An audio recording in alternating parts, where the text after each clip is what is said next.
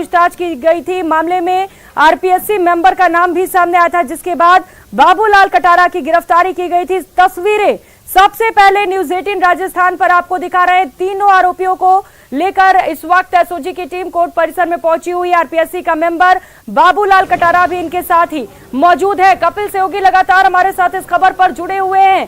Kapil, court परिसर में SOG की टीम लेकर पहुंच चुकी है अब। हाँ जी बिल्कुल, देखिए कोर्ट परिसर में एसओजी की टीम जो है वो बाबूलाल कटारा और अन्य आरोपियों को लेकर पहुंच चुकी है। और यहाँ पर जो जयपुर से एसओजी की टीम लाई है, रिमांड अवधि खत्म होने के बाद में अब इन्हें यहाँ पर लेकर आया गया है। तो आप देखिए कि कोर्ट मजिस्ट्रेट के सामने एडीजे 1 कोर्ट में मजिस्ट्रेट के सामने सभी आरोपियों को लेकर जो एसओजी की टीम में पहुंच गई है। अब कुछ ही देर में दलीलों का सिलसिला शुरू होगा, क्योंकि रिमांड अवधि एसओजी जो है सिलसिला शुरू होगा, क्योंकि रिमांड अवधि एसओजी जो है संभवतः और भी रिमांड की मांग कर सकती है, क्योंकि जो रिमांड अवधि ली गई थी उसमें काफी कुछ जानकारियां एसओजी के सामने आई थी। तो अब जब मजिस्ट्रेट के सामने जानकारियां रखी जाएगी तब और स्पष्ट हो पाएगा कि क्या एसओजी अभी और भी पूछताछ करना चाहती है बाबूलाल कटारा और अन्य से, क्योंकि बाबूलाल कटारा एक बहुत महत्वपूर्ण कड़ी इस पेपर लीक प्रकरण की रहे हैं। और क्योंकि वो आरपीएससी का मेंबर है, ऐसे में सारी गोपनीय जानकारियां जो है वो बाबूलाल कटारा के पास में थी। तो बाबूलाल कटारा के अलावा और कौन कौन लोग इसमें शामिल हो सकते हैं, ये एसओजी का पता लगाना बेहद महत्वपूर्ण है। और यही पूछताछ जो है पिछले जो रिमांड अवधि मिली थी उसके बाद में लगातार की जा रही थी। जैसे ही बाबूलाल कटारा को रिमांड पर लिया गया उसके बाद में पूछताछ में और ये सामने आया कि उसके घर पर नकदी रखी हुई है। ऐसे में बाबूलाल कटारा को डूंगरपुर स्थित उसके निवास पर ले जाया गया था। वहां पर तलाशी ली गई तो लाखों रुपए की नकदी और जेवरात जो हैं वो एसओजी की टीम को वहां से मिले। माना जा रहा है कि पेपर बेचने के एवज में जो नगद राशि ली गई थी, लाखों रुपए की राशि ली गई थी, वही राशि एसओजी ने बरामद कर ली है। इसके अलावा अब बाबूलाल कटारा के अलावा और कौन कौन लोग शामिल हो सकते हैं, क्योंकि विपक्ष लगातार इस बात को लेकर हमलावर है कि बाबूलाल कटारा सिर्फ वो मछली नहीं हो सकती जो कि इस पूरे प्रकरण को अंजाम दे दे। तो ऐसे में विपक्ष का ये आरोप है कि इसमें और भी कई आरपीएससी से जुड़े हुए बड़े पदाधिकारी शामिल हो सकते हैं। यहाँ तक कि विपक्ष सरकार के कई मंत्रियों तक भी आरोप लगा रहा है। किरोड़ीलाल मीणा जो है वो भी लगातार हमलावर हैं कि इसमें जांच और होनी चाहिए, ताकि जो सारे नाम इसमें सम्मिलित हैं वो सभी सामने आ पाए और उन पर सख्त से सख्त कार्रवाई हो सके। तो फिलहाल जो है वो कोर्ट में लेकर आया जा चुका है और मजिस्ट्रेट के सामने पेश किया जा चुका है। अब देखना होगा कि आगे किस तरह की रणनीति रहती है। क्या एसओजी फिर रिमांड की मांग करती है या फिर पूछताछ पूरी होने के चलते जुडिशियल कस्टडी में भेजने की डिमांड करती है। बिल्कुल। और कपिल, उम्मीद सबसे ज्यादा यही है कि बाबूलाल कटारा से और भी खुलासे हो सकते हैं। तो ये भी संभव है क्योंकि बाबूलाल कटारा के अलावा 3 और लोग हैं, 3 लोगों को जुडिशियल कस्टडी में भेज दिया जाए और बाबूलाल कटारा की जो रिमांड अवधि है उसे भी बढ़ाया जा सकता है। कपिल, हाँ बिल्कुल, ये पूरी संभावना है, क्योंकि सबसे महत्वपूर्ण कड़ी बाबूलाल कटारा है। हाँ। बाबूलाल कटारा से यदि और पूछताछ होती है तो निश्चित तौर पर आगे की और कई जानकारियां सामने आ सकती है। तो अन्य जो लोग गिरफ्तार हुए हैं उनसे पूछताछ पिछले काफी समय से चल रही है। और जैसे ड्राइवर और उसका जो भांजा था वो सहयोगी के तौर पर सामने आए थे, तो उनसे जो पूछताछ की गई, हो सकता है कि उनसे पूछताछ जो है वो एसओजी की टीम पूरी कर चुकी हो। उनसे जो सवाल पूछने थे वो उनके जवाब एसओजी के मिल गए हों, तो उन्हें न्यायिक अभिरक्षा में भेजने की संभावना है। इसके अलावा बाबूलाल कटारा से और पूछताछ की जाए, इस तरह की भी संभावनाएं सामने आ रही है। हालांकि फिलहाल इंतजार करना होगा। मजिस्ट्रेट के सामने आरोपियों को पेश कर दिया गया। अब किस तरह की जो दलीलें हैं वो मजिस्ट्रेट के सामने रखी जाती है, कुछ देर बाद में पूरी स्थिति स्पष्ट हो जाएगी।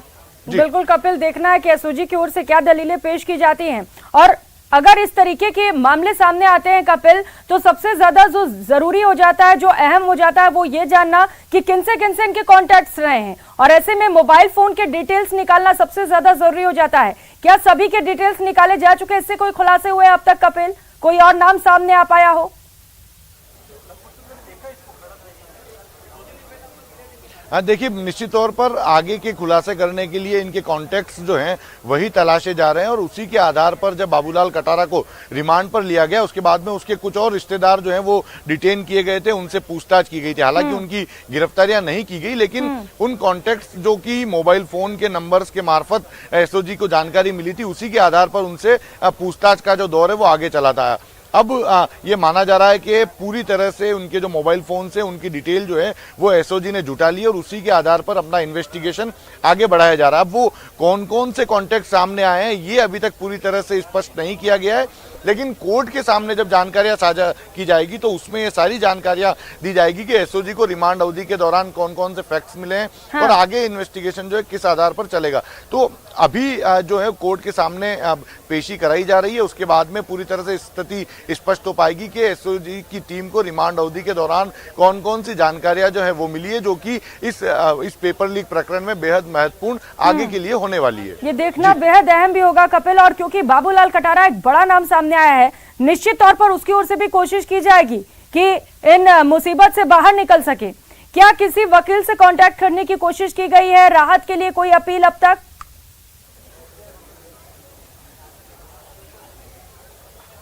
देखिए, जो आरोपी पक्ष के जो वकील है वो भी जब पिछली पेशी हुई थी तब भी कोर्ट में पेश हुए थे और अपने जो क्लाइंट थे उनके पक्ष में उन्होंने दलीलें भी रखी थी। हालांकि एसओजी की दलीलें को मजबूत मानते हुए कोर्ट ने उस समय रिमांड अवधि स्वीकृत कर दी थी।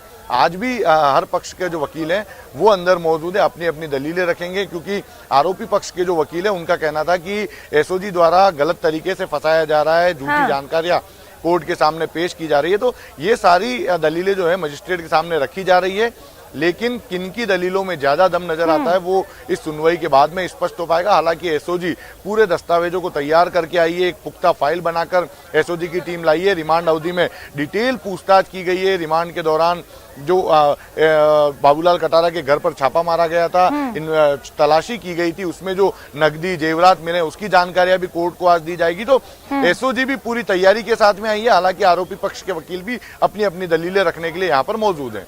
जी क्योंकि कपिल आप बता रहे हैं कि इससे पहले जब पेशी की गई थी तो आरोपी वकील की ओर से भी बहुत सारे दलीलें पेश की गई, लेकिन क्योंकि एसओजी की टीम पूरी तैयारी के साथ वहां पर गई थी और इसीलिए उसका दल वहां पर मजबूत नजर आया। आज भी कुछ ऐसा ही हो सकता है कपिल, क्योंकि आप बता रहे हैं एसओजी की टीम पूरी तैयारी से वहां पर पहुंची है, सारी डॉक्यूमेंट्स लेकर।